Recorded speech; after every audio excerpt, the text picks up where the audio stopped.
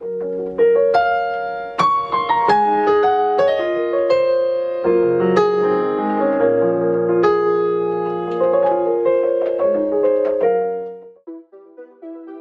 day I was in the States. I was about 15 years old because I grew up in the States. I lived over there for 8 years, and I'm just chilling one day, and this guy comes over. This guy, he wasn't even English, he was Spanish, and he was like, "Yo bro," sorry, excuse my Spanish accent, but I can do an Irish one though. No, seriously, this guy came to my door and he's like, "Matt, I've got some CD, like something to do with beats," because I didn't really understand him because he just came from Puerto Rico. So he gave me the CD, so I chucked it in my mom's laptop and the program come up, so I installed it and it was Fruity Loops.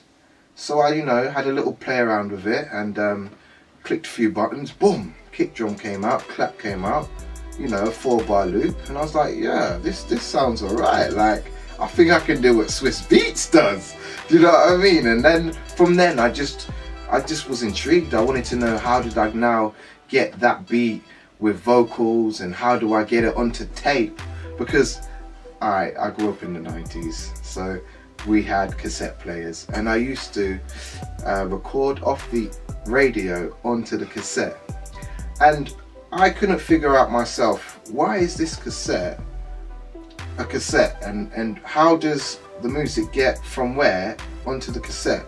So I did my research. Over time I found out it all happens in the studio. So when you make beats, when you write songs, what is it that kind of triggers your emotion? What is it that you look to for that guidance? Well, when I'm writing and when I'm producing, I would say 90% of the time it's my mood and what the weather is. Funny enough, if it's a bright day outside, it inspires me to do like an upbeat house track, or if it's dark and if it's winter time, I'll probably go for a more darker, emotional track. But I can also just write to a script or what anyone wants as well, so it always depends on what the project is. And has there been any significant life experiences? You don't have to go into detail, but has there been any significant life experiences that have kind of influenced some of your songs that you've written? Well, I've been through a lot of heartbreak. No, I'm joking. No, but I have. I've been through a lot of, bad relationships. We all do. So a lot of my emotional stuff has been, stemmed from them emotions, to be fair. Yeah. So I know growing up, you said before that you had a lot of reggae influences. Yeah. Is that something that kind of inspires your music today? Is that the reason why you've kind of gone over to the reggae genre at the moment? Or? Well, growing up, we listened to the Grace Chillers. The Grace Chillers, that gospel reggae band, group. It's funny enough, I was never inspired by them. I just stuck to doing R&B music and hip hop and stuff.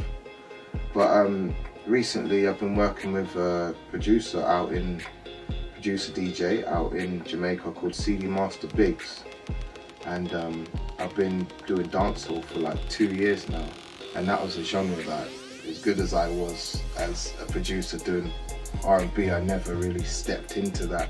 So yeah, it's opened a few doors. Work with some artists, you might know them, RDX, Charlie Blacks, I've done a remix for him. Sarani, I've always wanted him on a track of mine, and now I'm releasing a rhythm called Dumpling Rhythm, which is coming out soon. Also DeMarco's on that too, so yeah, I'm doing more dancehall music now, so yeah. Bono, I'm here to DeMarco represent Some artists with the likes of Camo J, DeMarco. And was there anything that kind of influenced the R&B side of things that you make as well? Stuff that you listened to back in the day? Or was there any artist in particular that kind of inspired you? Yeah, I used to listen to a lot of slow jams. So people like Luther Vandross, you know. Brian McKnight is a big one as well. They were some of my influences. But like nowadays, some of the producers that I look up to, like Ryan Leslie, is one of my, you know, major inspirations. He really inspires me to keep doing what I'm doing. So, as well as my fans, you know, and my supporters. Is there anything in the pipeline that you can speak about now? Well, I've got a new upcoming artist. Not going to say the name right now, but she's a singer from East Midlands, and I'm working on a single with her right now. Okay. And are you just producing, you're songwriting, or? I'm songwriting and producing, and that project with the Jamaicans as well. Jamaicans like I'm not one myself. With CD Master Beats. And I'm just doing a lot of co-writing for upcoming artists as well on the side. Doing the old jingle here and there, and yeah. So, what does Matty Rich have in his studio? Well, let me start at the brain. I've got an iMac, as you can see. Nice and big monitors. I've got a second monitor. That's always good for when I'm doing my mixing. I can put my mix window here, then the edit window over there, or put the mixer board over there, or whatever I need to do. I've got two screens. That's just ideal for doing music, you know what I mean, or film. Next I've got this Carbon 61 key MIDI keyboard controller. I've got this is good here, man. This is a Crimson SPL, good audio interface, very good, plays a big role in the studio. And as well I've got some Yamaha monitors, small pair of Alesis reference monitors, and I've got a studio mic preamp here. This is made by PreSonus. That's a nice piece of kit as well. Also, this is my baby. Ooh, yeah. Shout out to AKG. This is a C414 vocal mic condenser. Yeah, get them lush vocals. So yeah, that's the equipment that I've got. I do most of my, not most, I do all of my mixing in the box.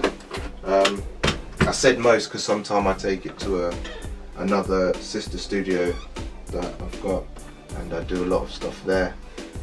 Like if I need to track live bands or get any live musicians. But yeah, other than that, everything else is done in my room. Tell us about yourself. Obviously we know you're a producer, but what else is it that you do? Do you sing? Do you songwrite? Well, I do some songwriting, and I do, you know, some vocals here and there as an artist. And I play drums, play a bit of keys, play a bit of guitars, a bit of bass guitar. So when it comes to putting a track together, I could pretty much jump on any instrument and do what I need to do to get the track sounding the way it should. So as a producer, as an artist, as a brand, where do you see yourself in the next 5 to 10 years? On the Billboard charts.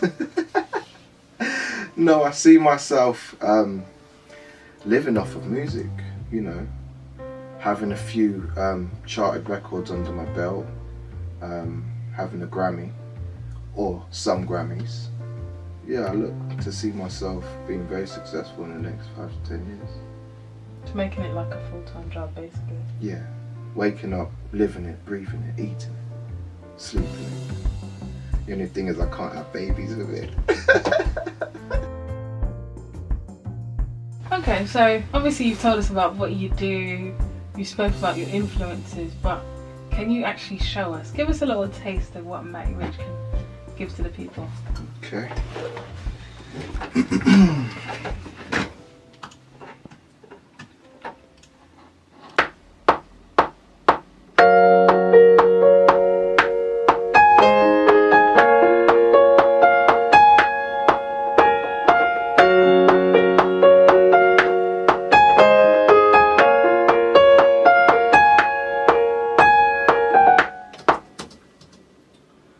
So just lay down 4 bars, you know what I mean? Anyone that's musically inclined, you know exactly what I'm talking about. Put that loop on. I'm using Logic Pro X to make this beat, but I do use all different sorts of DAWs, you know, Ableton, Studio One, Pro Tools, so I'm well rounded that way. Okay.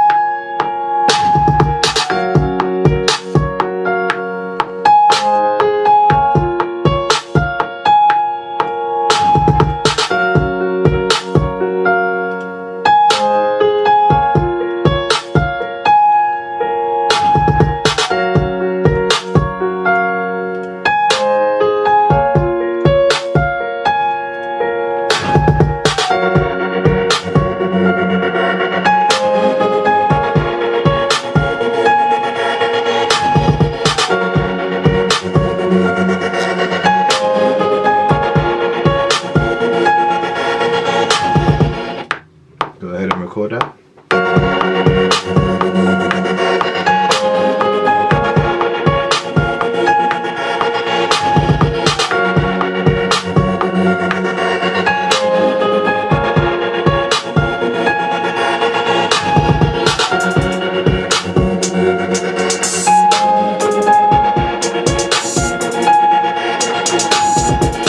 Add some sub.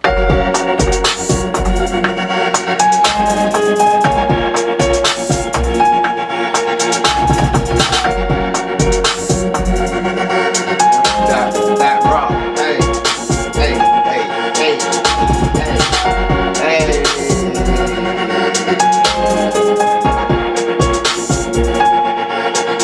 You know what, at the end of the day, this is what makes me happy. Like, nothing else makes me happier than being in the studio and just making music. Like, I live it, breathe it. Do you know what I mean? Absolutely love it.